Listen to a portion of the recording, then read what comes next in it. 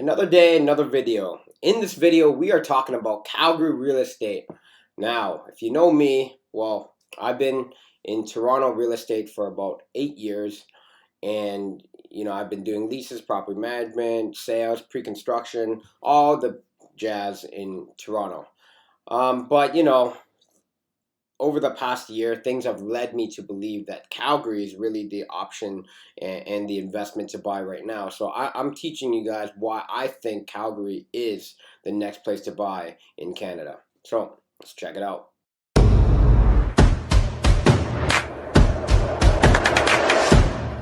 So Calgary has become a popular destination for the country to emigrate their family. You'll actually hear from government radio ads at one point back in October, back in September. All the radio ads are saying, "Oh, Alberta is calling. You can afford a house, save money to raise your family. Low cost of living, high income, high wages."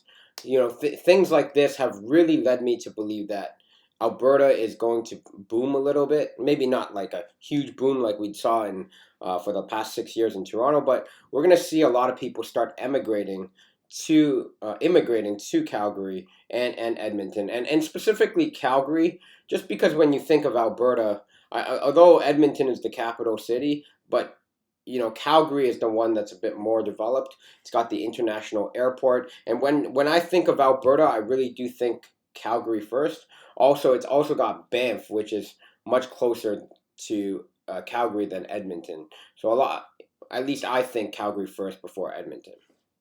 So let's get into why I think Calgary is the next place to buy. So the first reason why I think is leverage, right, and borrowing money. So when you buy in Calgary, when you're buying pre-construction condos, typically they ask you for 10% down, whereas like the standard in Toronto was 20% down, right? If you were to buy a pre-construction from Tridel or Center Court, they're always going to ask you for 20% down. So if you had a property that's 500K, they're asking you for 100K. But in Calgary, most projects, they only ask you for a 10% deposit structure, which is only 50K as opposed to 100K. And if the building takes about 3 years to build, right now it's 2022, so it'll finish in 2025, it would ask you for 10% within the first year, and then you don't have to pay any additional up until 2025.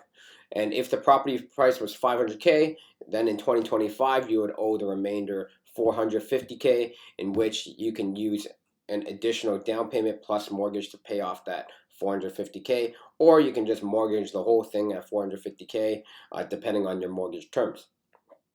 Now in Toronto, they typically always ask for 20%. Throughout the 3-4 years. The first year and a half, the standard is asking for 15%, and then 5% closer to closing.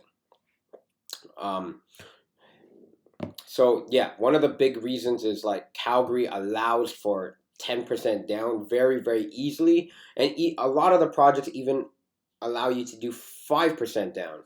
Now 5% down is really, really good, and this is because the government actually has a program for applicants to apply for a bond.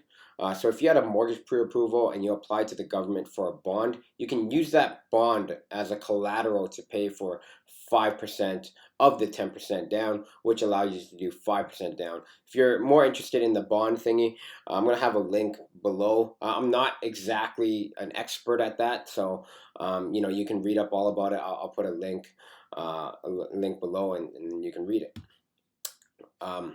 So the second reason is low closing costs.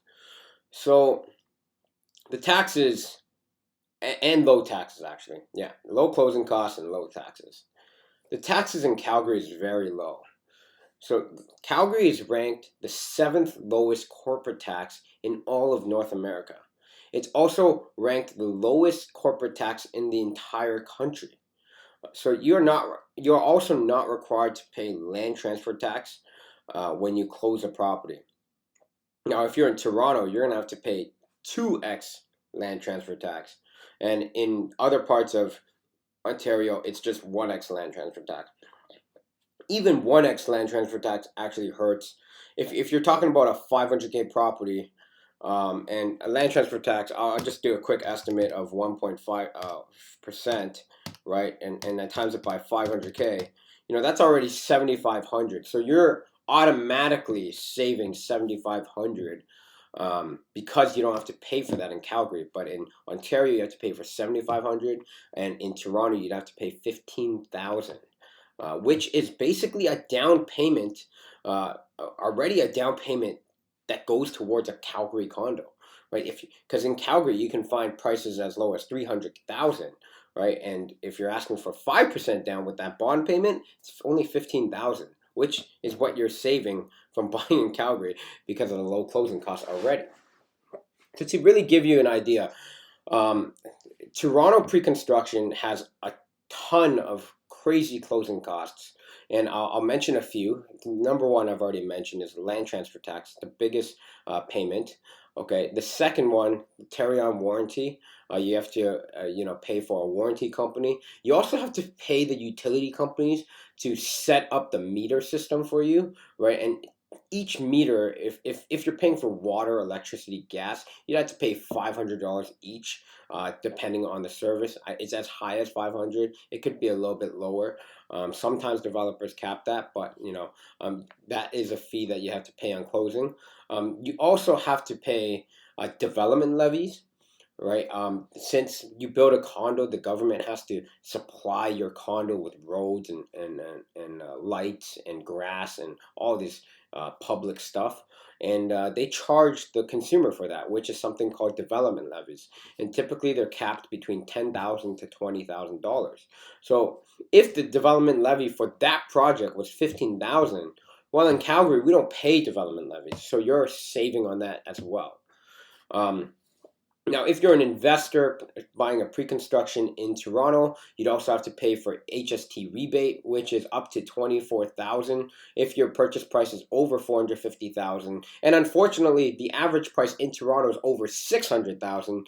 So I would say if you're buying in Toronto, you're basically going to have to pay that 24,000 HST rebate no matter what property you buy, because the average is already so high. Yeah, so you'd have to fork out an additional 24,000 and then apply to the government with a lease agreement and a form, and then to get that back. Okay, so basically, if you're buying pre-construction in Toronto, you're expecting to pay a minimum of $40,000 to $50,000 on closing, while getting back 24,000 within 6 months after you close. But that is very important to realize about how the cash flow works. In Calgary, the only thing you have to pay on closing is going to be your own lawyer fees. So closing cost is going to be roughly between $1,500 to $2,500, and that's it. There's no more after that. The other thing about Calgary is the low taxes, right? I said the seventh lowest corporate taxes, the lowest corporate tax. It's also only got 5% GST, as opposed to HST in Toronto, which is 13%. In Quebec, it's 15%. I'm not sure the taxes in Vancouver, but they're more than 5% too. So really, we're seeing a very, very low tax rate of only 5% in Calgary. The third reason why I think Calgary is a good option is the economy is actually doing quite well. Calgary's population has grown by 22,000 people from April 2021 to 2022. So in 1 year, it grew 20 or just over 20,000, and it's expecting to grow over 80,000 people over the course of 4 more years. I don't believe Calgary builds that quickly, and so they'll have to supply these new people coming in with new houses, or those guys can live in old. But to be honest, Calgary has a ton of old and not much new. So I personally love investing in new, because I find that most people like new. If you say you like old, I think maybe you're a gem, you're a gemstone, because everybody I know, like they would rather live in new than live in something bigger and older. Um, that's just what I've been seeing. Also, Calgary Economic Region, or no, sorry, the Calgary Energy Region has over 900,000 jobs for the first time in CER history. Okay, the employment growth is expected to grow 2.1% per year through to 2027. And the unemployment is expected to forecast have a decline of 5.1% by the end of 2026.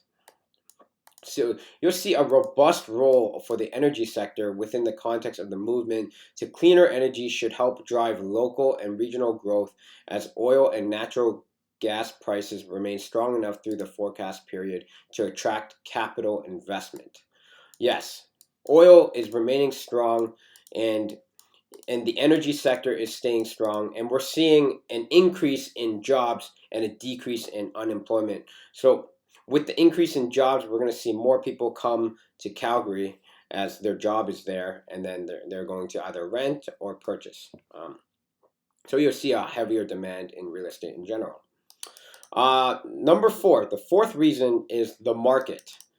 So Calgary, the average price in condos increased by 2% year over year as of November 2022, which is not like, it's just 2%. It's basically stagnant.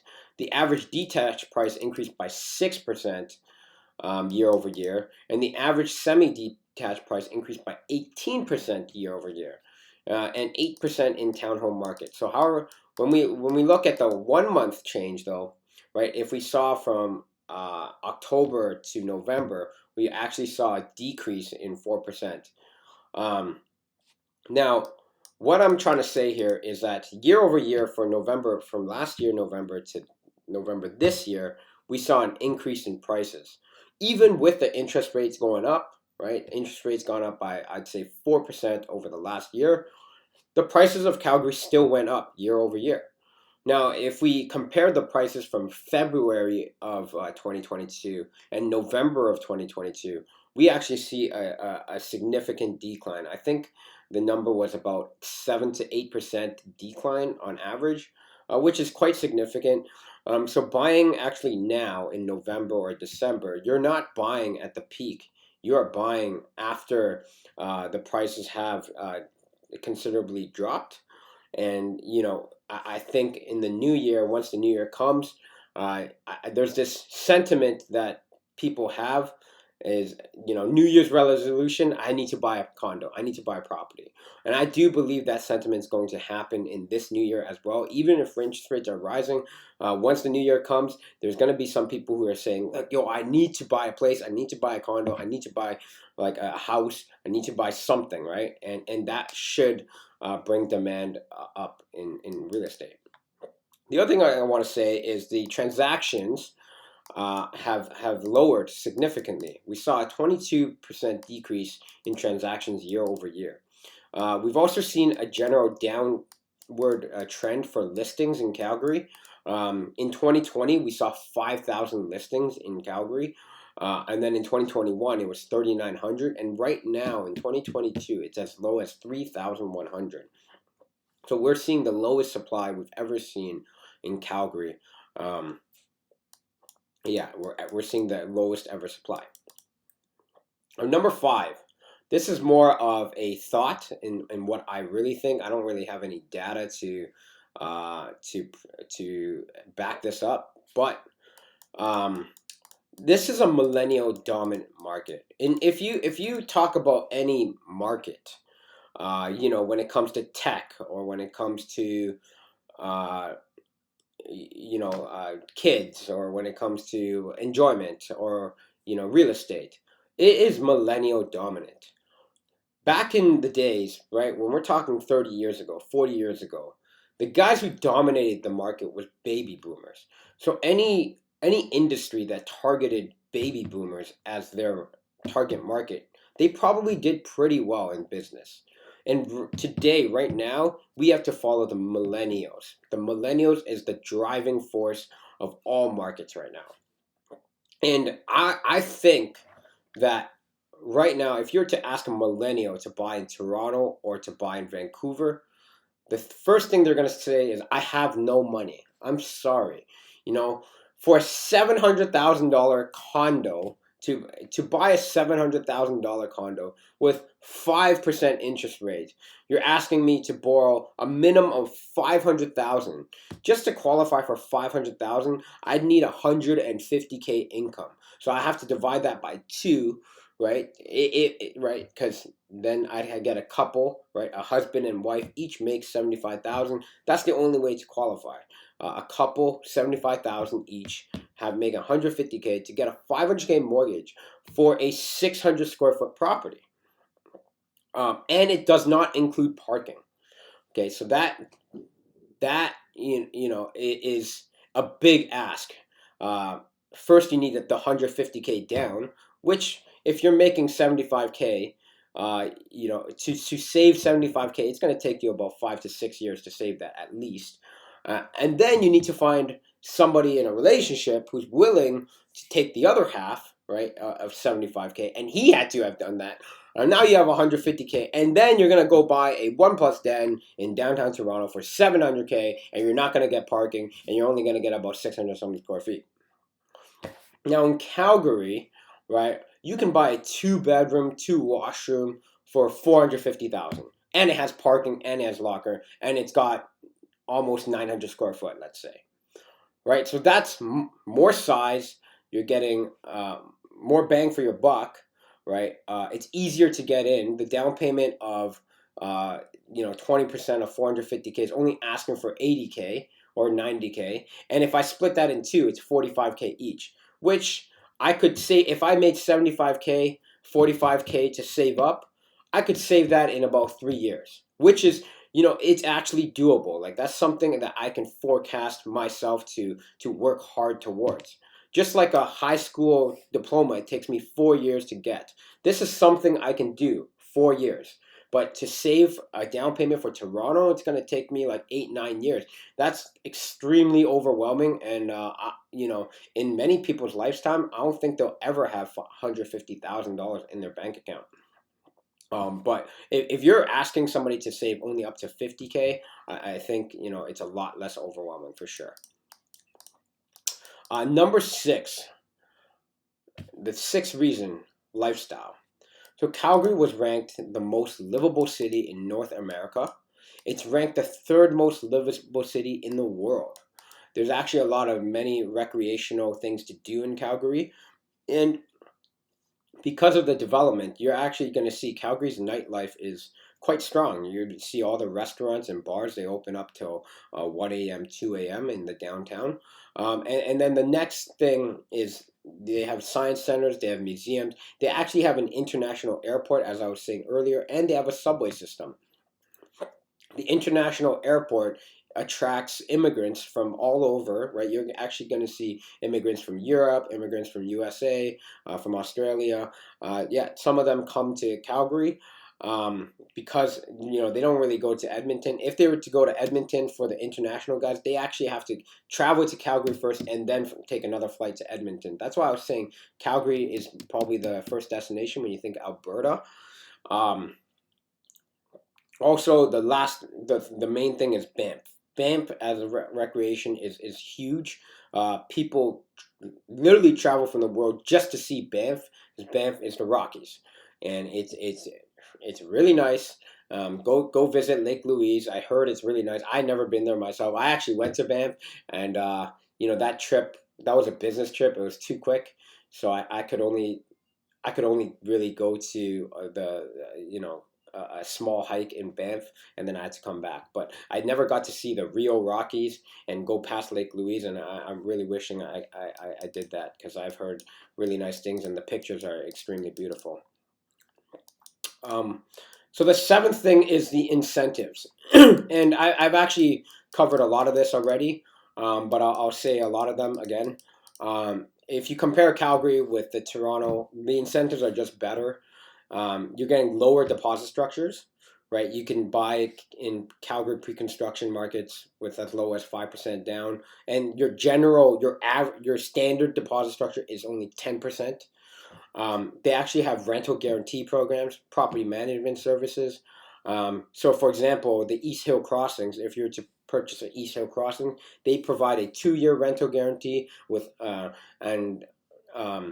a 2-year rental guarantee at 5.5% cap rate. So, for example, if you bought something for 300,000, 300,000, right? You'd put 30K down, 30K down. Wait till 2025, right? And then when you finally close the property and pay the 300K, you're guaranteed a rental of 5.5% of your purchase price, guaranteed. So then you don't have to worry for another 2 years. And then after 2 years, then you really have to be like, oh, okay, now I need to find a tenant and I need to, actually work for my rental income. But you're basically safe for the next 6 to 7 years because you're guaranteed rental. And some projects actually offer free property management services as well, so it becomes completely turnkey. You can buy in Calgary with really no stress. Like you don't really have to do anything other than make sure your finances are okay and make sure you close the property. But once you close the property, it becomes turnkey after that. You let the manager deal with it. You let them handle the leasing, and you just hold the property.